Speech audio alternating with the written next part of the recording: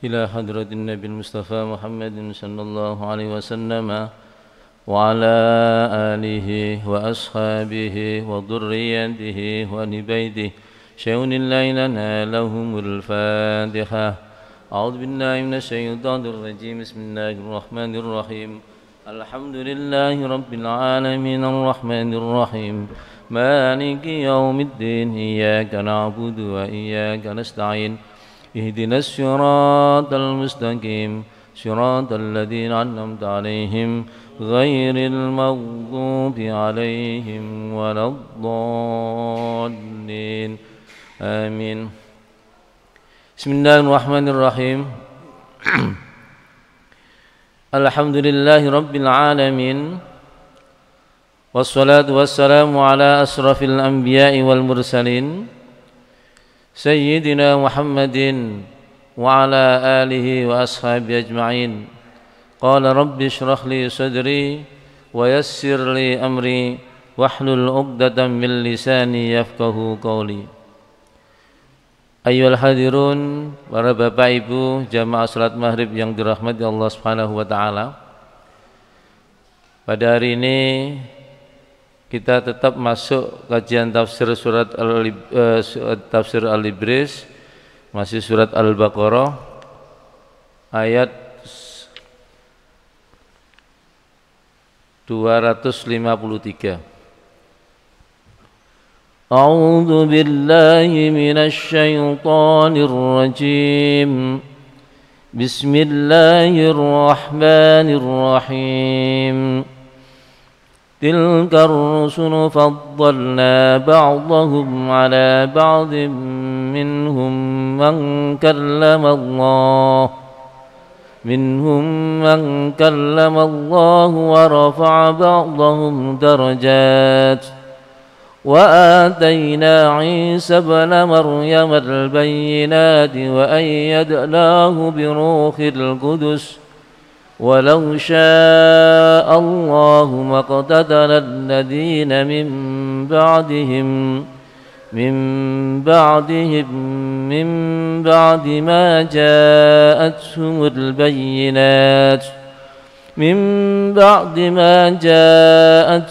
البينات ولكن اختلفوا فمنهم من آمن ومنهم من كفر ولو شاء الله ما اقتتلوا ولكن الله يفعل ما يريد. تلك الرسل، para rasul atau para utusan Allah, faddalna ba'dahum 'ala ba'din, kami Allah melebihkan sebagian satu atas yang lainnya. Jadi para rasul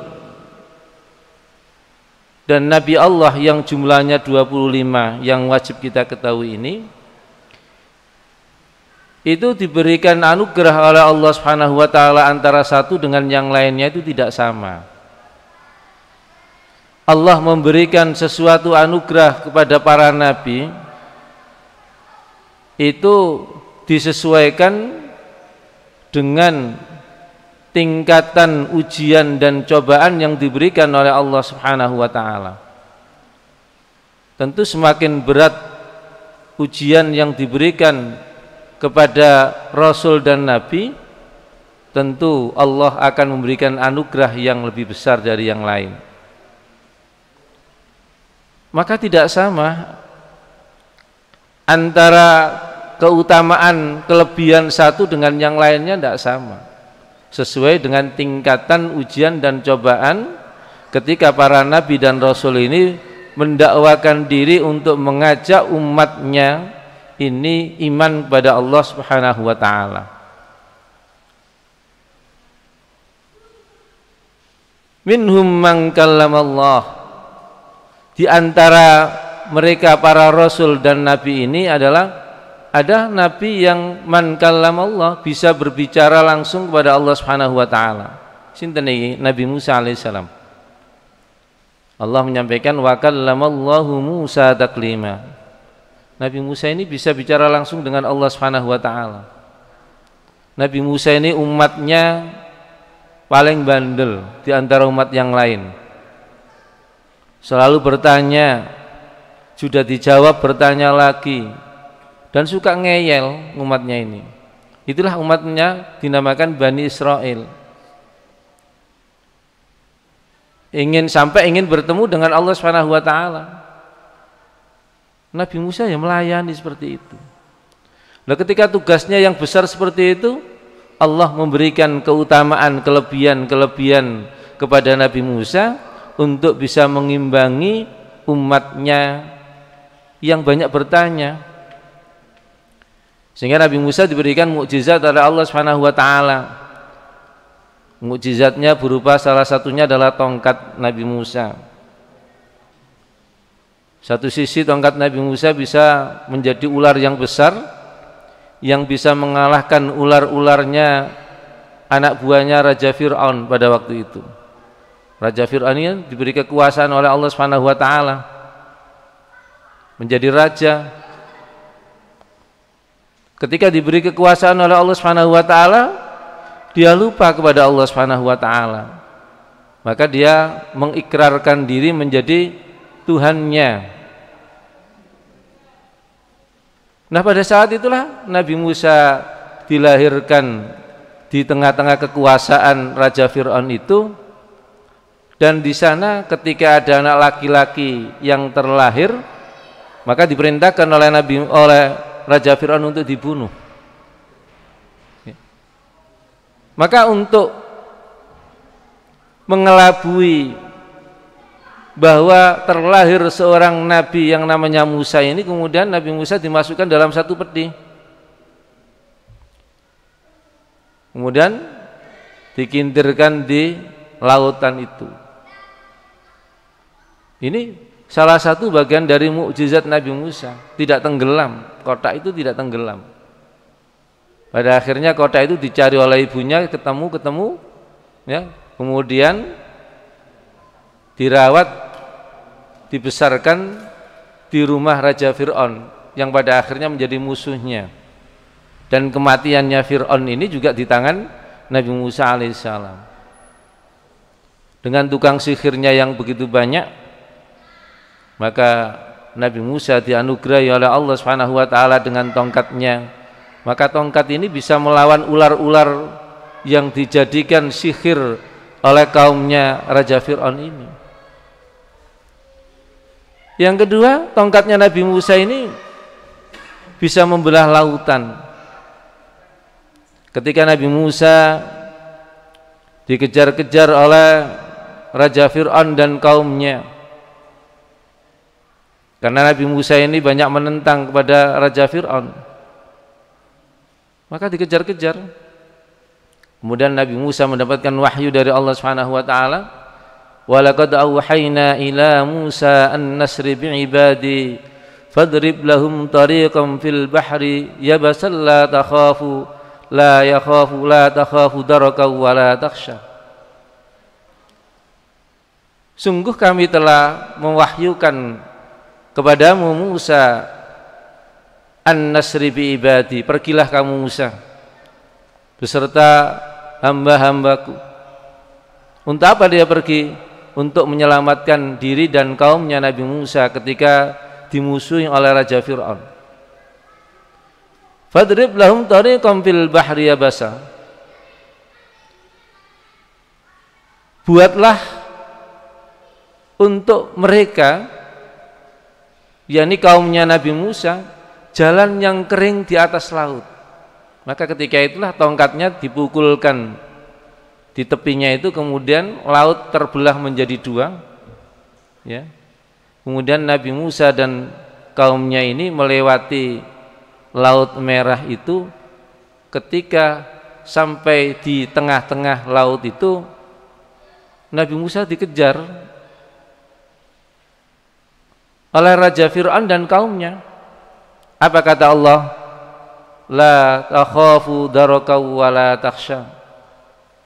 Janganlah kamu khawatir akan tersusur oleh musuh-musuhmu wahai Musa, yaitu Fir'aun dan kaumnya.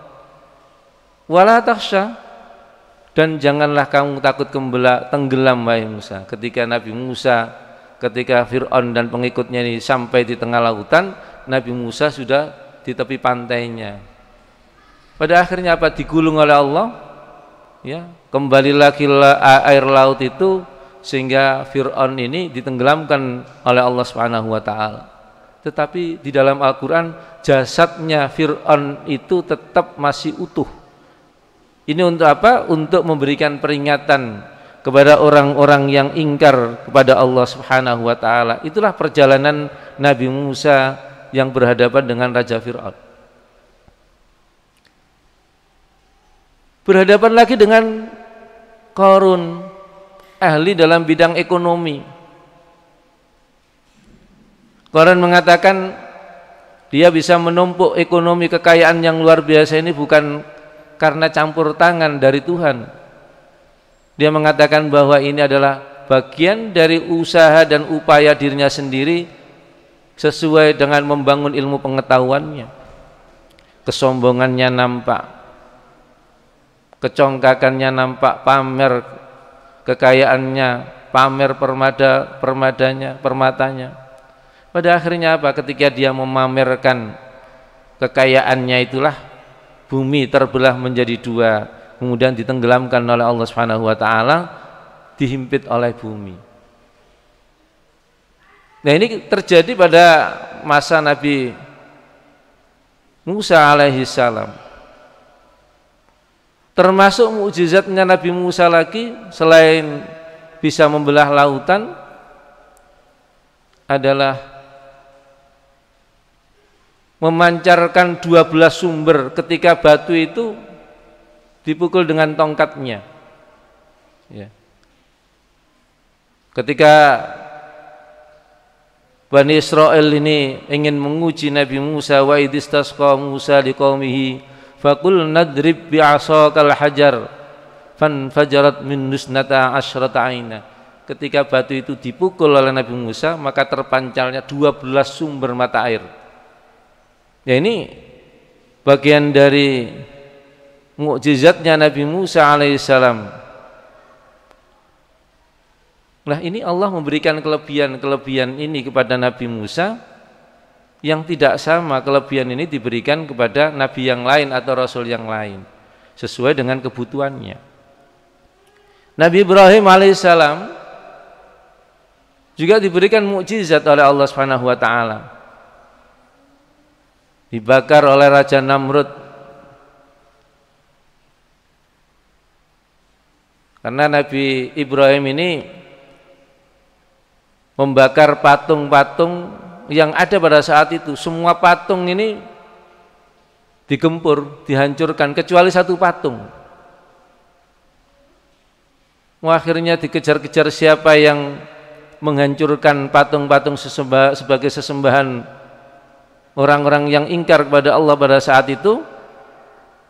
Ketemulah yang dituduh adalah Nabi Ibrahim. Nabi Ibrahim ditanya, wahai Ibrahim, apakah engkau yang menghancurkan ini? Apa jawaban Nabi Ibrahim? Tanyakanlah pada satu patung yang masih ada itu. Loh, ternyata patung itu tidak bisa menjawab. Ini menunjukkan bahwa apa yang disembah oleh orang-orang pada saat itu tidak menghasilkan sesuatu. Wong batu kok disembah, ya, batu kok disembah, ya tidak bisa. Ya, pada akhirnya Nabi Ibrahim dihukum oleh Raja Namrud ini, dibakar, diikat tangan dan talinya, kemudian dibakar. Dibakar ini selama 40 hari, talinya lepas, tapi Nabi Ibrahim masih jiwanya, dirinya, fisiknya masih utuh.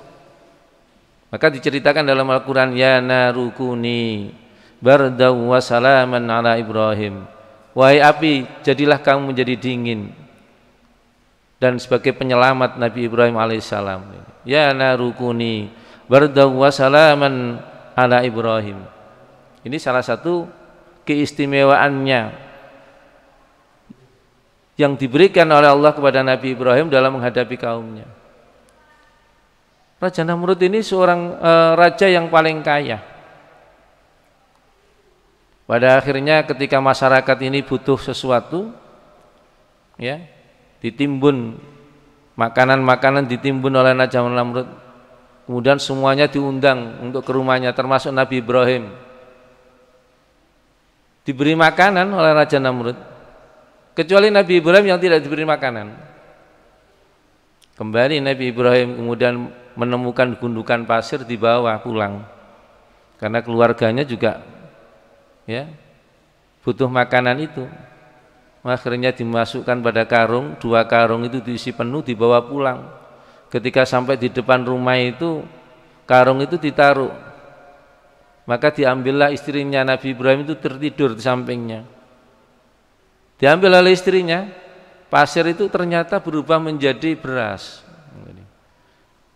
Dimasak oleh istrinya, kemudian Nabi Ibrahim bangun, kemudian bertanya kepada istrinya, dari mana beras ini? Kemudian Siti Hajar ini menjawab, ini adalah beras dari karung yang kau bawa. Akhirnya Nabi Ibrahim menyampaikan, oh berarti ini bagian dari anugerah dari Allah Subhanahu wa Ta'ala yang memberikan keistimewaan kepada Nabi Ibrahim alaihissalam. Loh, ini faddalna ba'dhum ala ba'd, tidak sama Rasul satu dengan yang lain. Termasuk mukjizatnya Nabi Ibrahim adalah ketika membangun Ka'bah, yang sampai saat ini, ya, risalahnya masih dilanjutkan oleh Rasulullah Sallallahu Alaihi Wasallam dan sampai pada kita. Ka'bahnya masih utuh, tidak hancur. Sebagai kiblatnya umat Muhammad,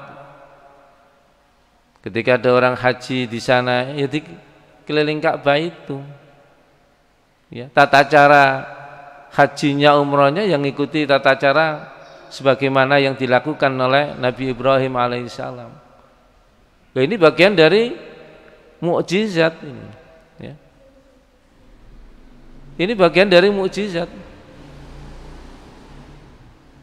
Nah, demikian pula Nabi Isa alaihissalam. Ini nabi-nabi yang ulul azmi ini nampak mukjizatnya. Nabi Isa diberikan mukjizat oleh Allah luar biasa juga.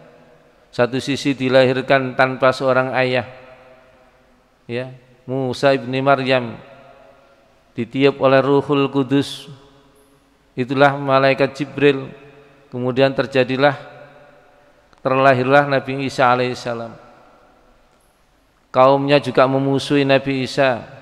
Nabi Isa mukjizatnya bisa menghidupkan orang yang sudah mati, bisa menyembuhkan penyakit baros, bisa menyembuhkan penyakit mata dan segala penyakit yang lain. Nah, ini keistimewaan atau kelebihan-kelebihan yang diberikan oleh Allah Subhanahu wa Ta'ala dalam ayat tilkar rusulu faddalna ba'dahum ala ba'din minhum man kalamallah wa rafa'a ba'dahum darajat. Dan Allah melebihkan, meninggikan sebagian dari mereka atau para rasul itu, dinaikkan derajatnya oleh Allah Subhanahu wa Ta'ala. Sinten niki?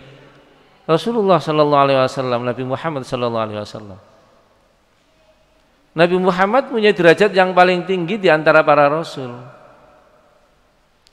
Kenapa demikian? Karena Nabi Muhammad ini diutus oleh Allah Subhanahu wa Ta'ala adalah untuk membangun umat, peradaban umat yang lebih besar dari umat-umat sebelumnya. Okay. Umatnya Nabi umatnya Nabi Muhammad terbanyak di antara umat-umat nabi-nabi yang lain. Wa khatamun nabiyyin, nabi di akhir zaman, pungkasan para nabi. Maka Nabi Muhammad ini sesungguhnya menjadi bapaknya para nabi. Sekalipun terlahir diutus terakhir, maka kemuliaan Nabi Muhammad ini melebihi dari kemuliaan para nabi sebelumnya. Kemuliaannya Nabi Adam. Kenapa demikian? Laulaka lama khalaqtul aflaq. Sebelum Allah Subhanahu wa Ta'ala menciptakan makhluknya yang ada di dunia ini, Allah sudah menciptakan nurnya Muhammad terlebih dahulu. Karena itu tidak ada nabi yang bisa memberikan syafaat selain Nabi Muhammad. Maka besok pada hari kiamat itu kaumnya Nabi Ibrahim datang kepada Nabi Ibrahim untuk minta syafaat, ditolak sama Nabi Ibrahim. Saya tidak berhak memberikan syafaat. Kaumnya Nabi Musa juga demikian. Ya.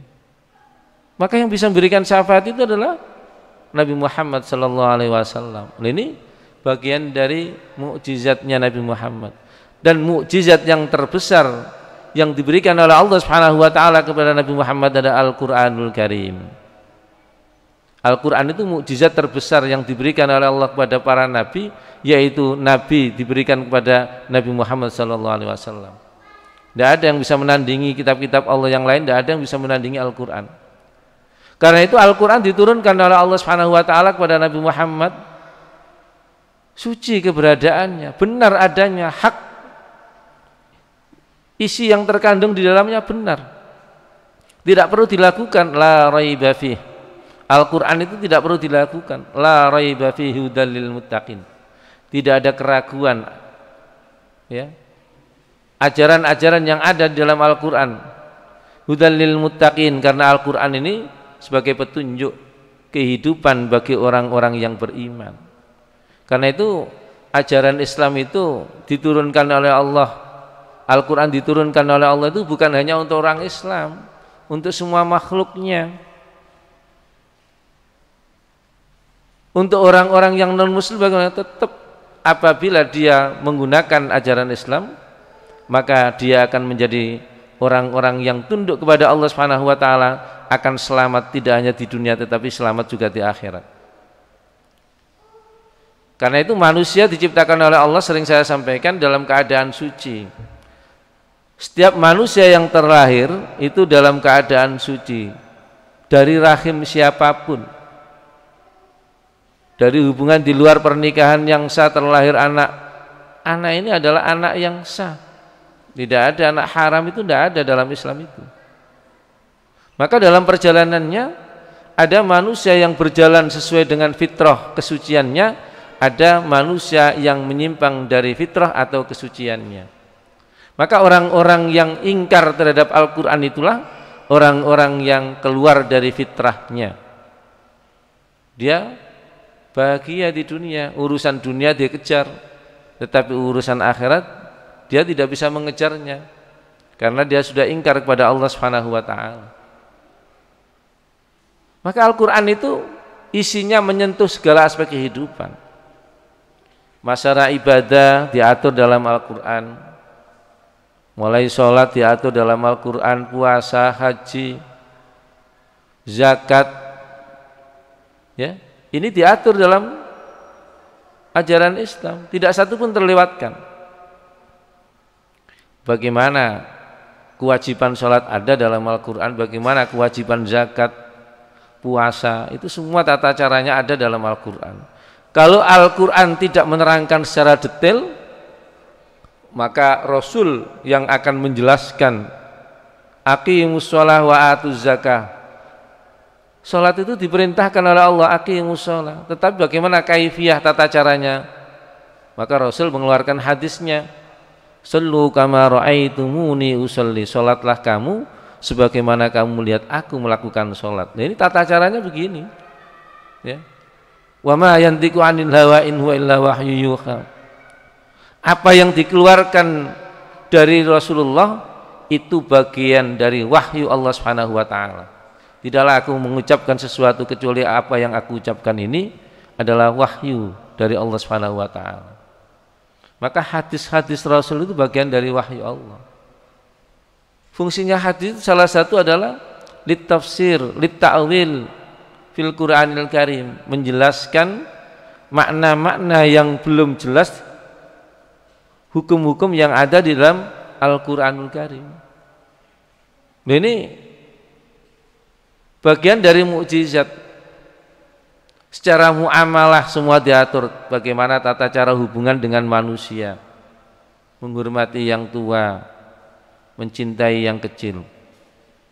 Tata cara berdagang, bagaimana kita menjadi orang yang pedagang yang jujur, ya. tata cara pernikahan, semua ini masalah munakahat, pernikahan, masalah politik, as-siyasah, al-iqtisadiyah, masalah ekonomi. Okay? Ini semua diatur dalam Al-Quran. Sehingga Al-Quran ini mukjizat yang terbesar. Sekalipun Rasulullah sudah wafat, tetap Al-Quran ini masih berlaku sepanjang masa dan dijadikan sebagai pedoman hidup dan kehidupan umat manusia. Ketika manusia mengkaji ilmu pengetahuan yang ada dalam Al-Quran Karim, maka Al-Quran itu tidak pernah kering dari ilmu pengetahuan. Semakin banyak orang mengkaji ilmu yang ada dalam Al-Quran, maka semakin banyak ilmu pengetahuan yang keluar. Jadi mukjizat. Tidak ada orang yang ketika dibacakan ayat-ayat Al-Quran dan tidak senang, itu tidak ada. Ya. Mesti orang itu senang karena bisa menenangkan hatinya. Kalau ada orang di majlis-majlis mengkhatamkan Al-Quran, ya, para ulama-ulama dulu selalu mendatangi, minta keberkahan doanya dari Al-Quran. Karena Al-Quran ini bisa memberikan syafaat bagi orang-orang yang membacanya. Ya. Al-Quran itu bisa menenteramkan jiwa.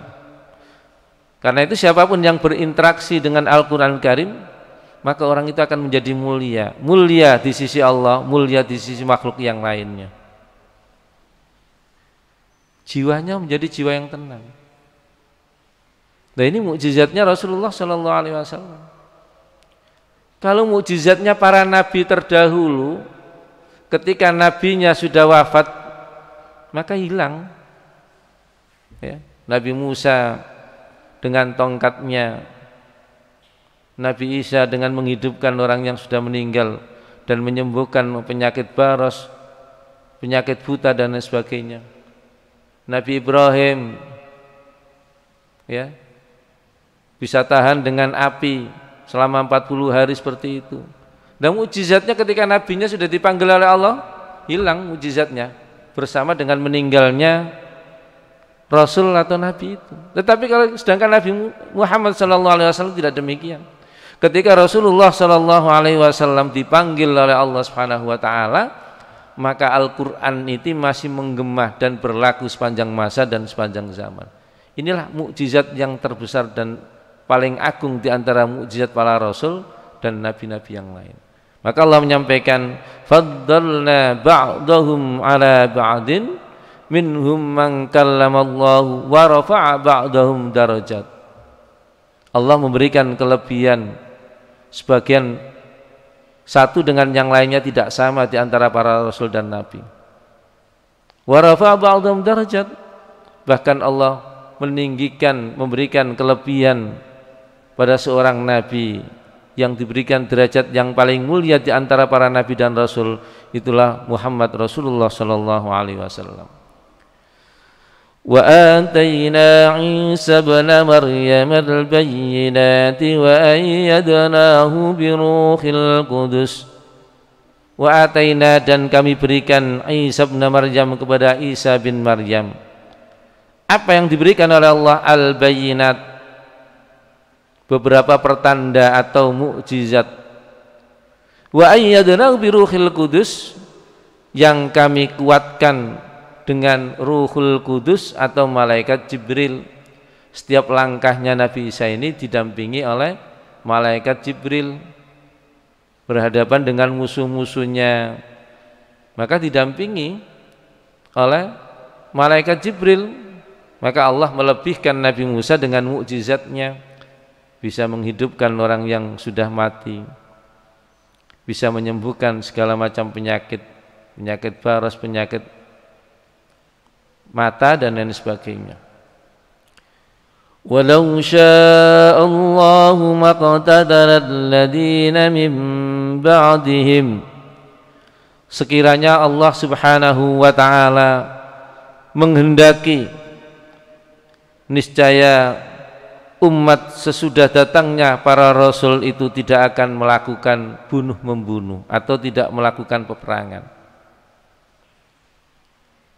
Min ba'di ma ja'atuhumul bayyinat, sesudah datang kepada mereka beberapa macam keterangan, ya. Andaikan umat ini diberikan hidayah oleh Allah Subhanahu wa taala dan umat ini mengikuti perintah-perintah Allah Subhanahu wa taala, maqtatalal ladzina min ba'di, maka tidak ada orang satu dengan yang lain itu saling menyerang, saling membunuh tidak akan terjadi itu. Walakin ikhtalafu, Allah menyampaikan walakin ikhtalafu, tetapi mereka berbeda pandangan, mereka bertikai. Faminhum man amana, maka sebagian di antara mereka ada kaum yang beriman kepada Allah Subhanahu wa taala, wa minhum man kafar, dan sebagian ada kaum yang kufur kepada Allah Subhanahu wa taala. Ya. Ini sudah sejak dulu zaman Nabi Adam. Okay. Yang kufur kepada Allah adalah iblis laknatullah, yang sesungguhnya iblis pertama kalinya itu diciptakan oleh Allah ya beriman kepada Allah. Kemudian ketika Nabi Adam diciptakan oleh Allah Subhanahu wa taala, kemudian iblis laknatullah ini tidak terima, mereka dirinya ini paling mulia di antara para makhluk Allah yang lainnya, sehingga diperintahkan oleh Allah, usjudu li adama fasajadu illa iblis, sujudlah kamu kepada Adam alaihissalam, semua bersujud illa iblis, kecuali iblis laknatullah ini. Sehingga dalam perjalanannya ada orang-orang yang beriman kepada Allah Subhanahu wa taala dan ada sebagian orang-orang yang kufur kepada Allah Subhanahu wa taala. Walau sya'allahu maqtatalu walakinnallaha yaf'alu ma yurid. Ini Allah menegaskan lagi, diulang ayat itu, sekiranya Allah menghendaki tidaklah mereka ini saling melakukan peperangan atau pembunuhan. Walakinnallaha yaf'alu ma yurid, dan tetapi Allah berbuat apa yang Dia kehendaki. Allah berbuat atas apa yang Allah kehendaki. Allah itu maha berkehendak. Kalau Allah sudah ingin menjadikan sesuatu, maka terjadilah. Ketika Allah tidak ingin membuat sesuatu, ya tidak akan terjadi. Inilah kekuasaan Allah. Kekuasaan Allah itu di atas segala-galanya. Kekuasaan Allah itu tidak ada yang membatasi. Kalau kekuasaan manusia ada yang membatasi dirinya sendiri dan orang lain. Tetapi kekuasaan Allah ini tidak ada satupun yang bisa membatasi. Ya, inilah Allah Maha Perkasa, Allah Maha Agung, Allah Maha Mulia. Sebagai zat yang harus kita puji, zat yang harus kita sembah. Ya ayyuhalladzina amanu anfiqu mimma razaqnakum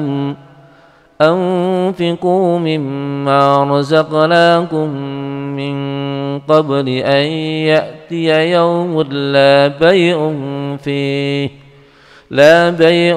fihi wala khullatun wala syafa'ah wal kafiruna humudz zalimun.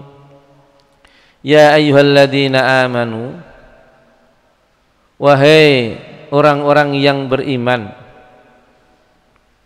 anfiku, berinfakkanlah, mimma razaqnakum, sebagian atas rizki yang dianugerahkan oleh Allah Subhanahu wa taala kepadamu, min qabli ayyatiya yaumul la bay'un fih, sebelum datangnya suatu masa atau hari, yaitu hari kiamat.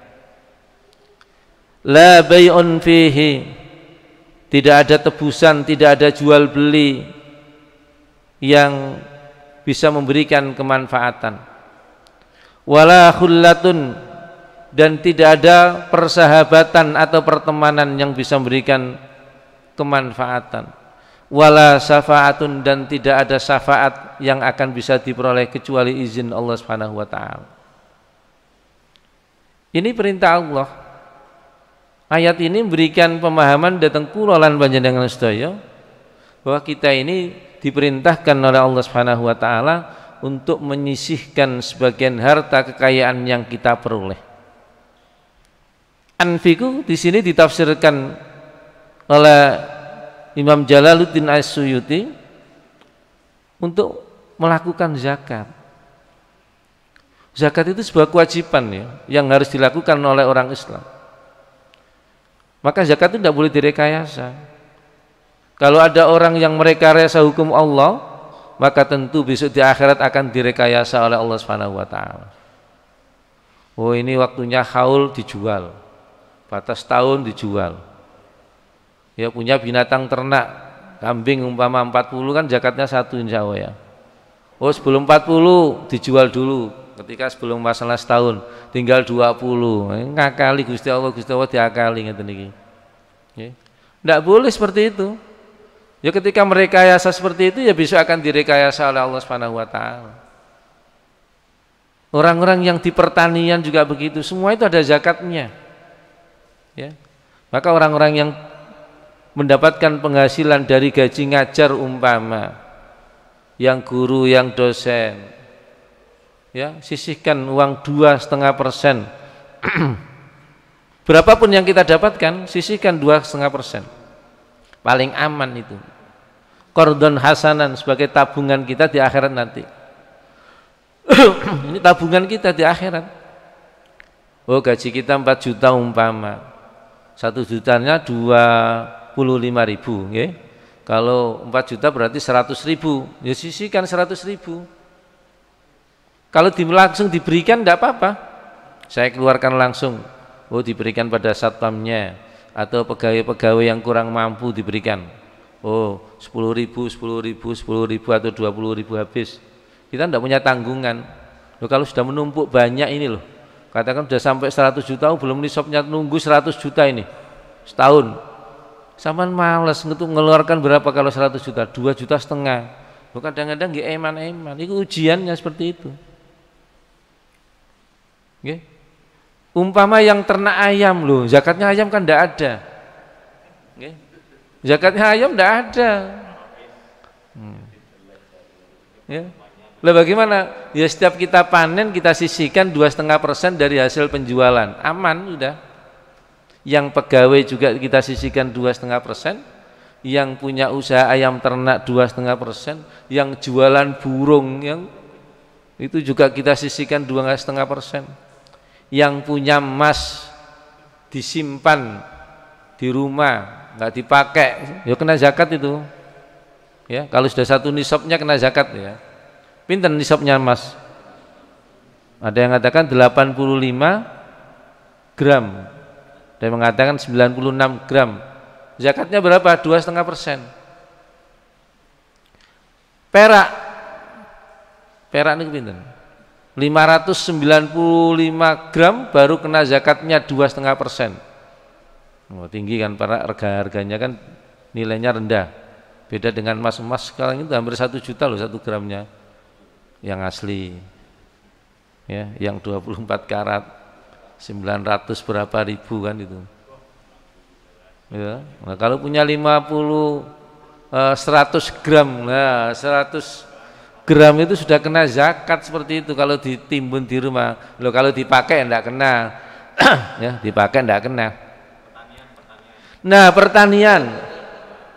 pertanian itu yang tada hujan, tidak ada upaya untuk nyirami, okay. Ini kok kena pinten? 10%. 10% ya. Tetapi kalau yang siraman, pertanian itu kalau kena siraman, okay, ada upaya yang dikerjakan itu, maka zakatnya adalah 5%. Berapa kilogram dari gabah itu? Nah, itu ada hitungannya. Okay. Hitungannya berapa? 600 sekian kilo. Kalau dirupakan beras 500 sekian kilo, kena 10%-nya. Ini harus paham loh. Wong sing tani ya ngerti tani, wong sing pegawai kayak Pak Rois ya ngerti pegawai. Lho, sing pedagang yang ngerti dagang 2,5%, dihitung 1 tahun. Lah kok sebelum 1 tahun dikurangi, jual enggak kulaan ya enggak boleh, itu namanya merekayasa. punya kambing ternak 40 sebelum setahun, haulnya setahun ya, kemudian diambil 20 dijual dulu sehingga tidak kena zakat, ini merekayasa. Lebih itu akan direkayasa oleh Allah Subhanahu wa taala. Ya. Wa makaru makran wa huwa khairul makirin. Sebaik-baik yang bisa merekayasa adalah Allah Subhanahu wa taala. Ya sama tadi itu, orang yang biasanya punya emas itu sudah 96 gram atau 86 gram mestinya kena, kemudian dijual dulu. Lebih itu di akhirat itu ketika disiksa oleh Allah Subhanahu wa taala gampang, dimasukkan dalam tongnya yang diobong oleh Allah Subhanahu wa taala, dibakar bawahnya. Kata Allah, "Loh, saya tidak bakar kamu, bakar tongnya kok." Nah, ini kan rekayasa Allah Subhanahu wa taala. Ngerti tong ya? Loh, ini rekayasa Allah. Kata Allah, "Saya tidak bakar kamu, tapi saya bakar tongnya." Loh, ini. Wa makaru makran wallahu khairul makirin. Allah sebaik-baik perekayasa. Ketika manusia mau merekayasa hukum-hukum Allah, maka Allah juga bisa merekayasa. Ya. Nah, ini harus kita pahami. Segala sesuatu yang menghasilkan, ya kita zakatilah. Ternak ayam tidak ada zakatnya ayam itu, bebek tidak ada zakatnya. Tetapi harus kita zakati sesuatu yang bernilai. Loh, kadang-kadang menghasilkan melebihi dari pertanian loh ya. Zakatnya orang ternak kadang-kadang ini melebihi dari pertanian hasilnya loh ya.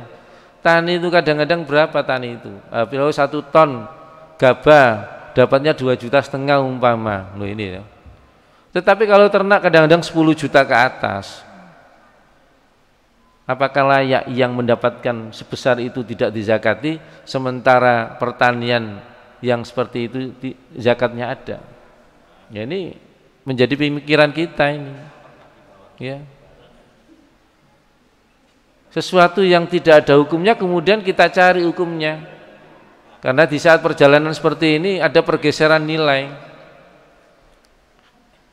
Ya, semua itu sapi, punya sapi.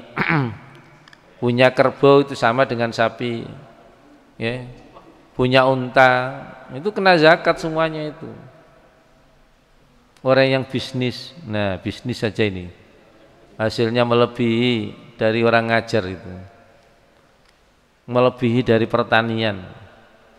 Ya, petani garam itu luar biasa capeknya kan, harganya 1 kilo kadang-kadang sedikit. 300.000, 200.000, tetapi yang membeli dikumpulkan tontonan, tidak dijual, ditimbun, diekspor, diolah, ya menjadi dengan teknologi yang canggih, lembut, dikemasi.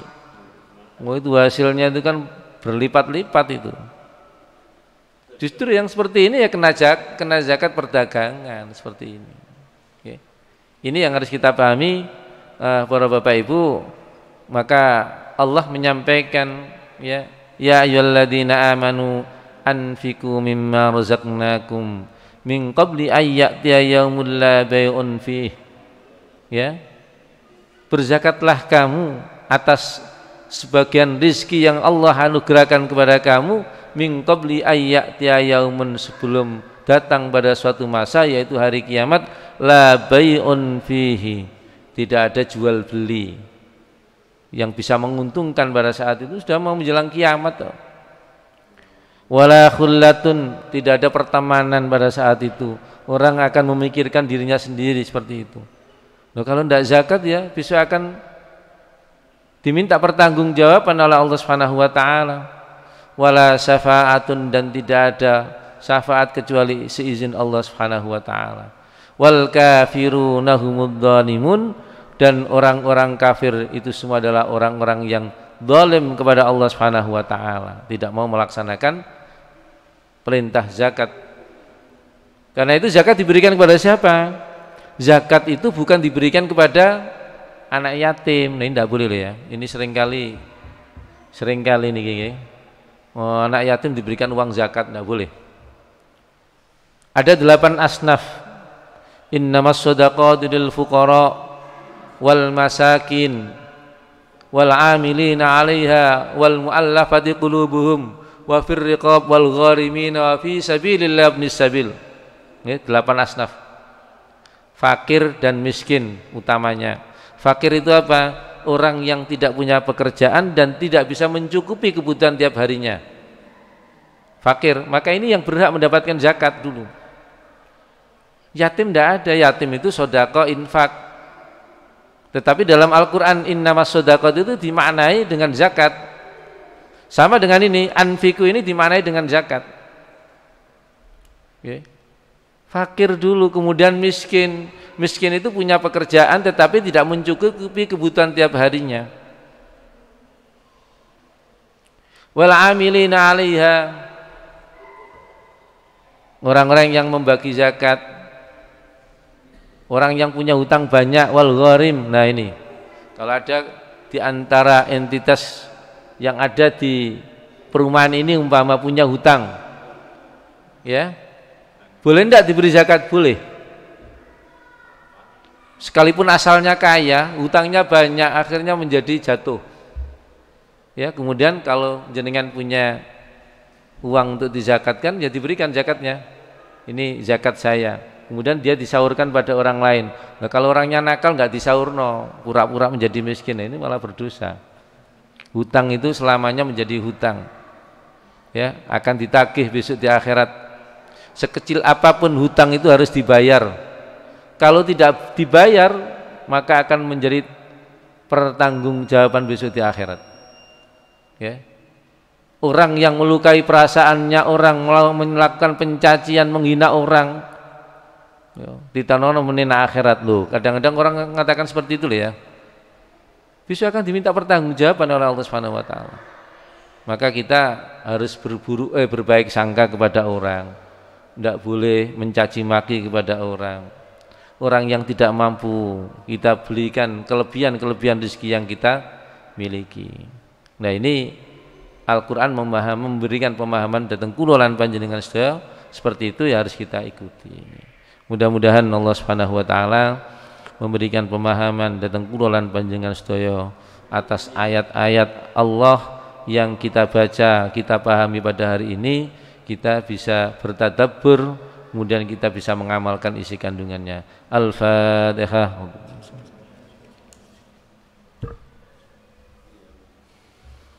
Walhamdulillah.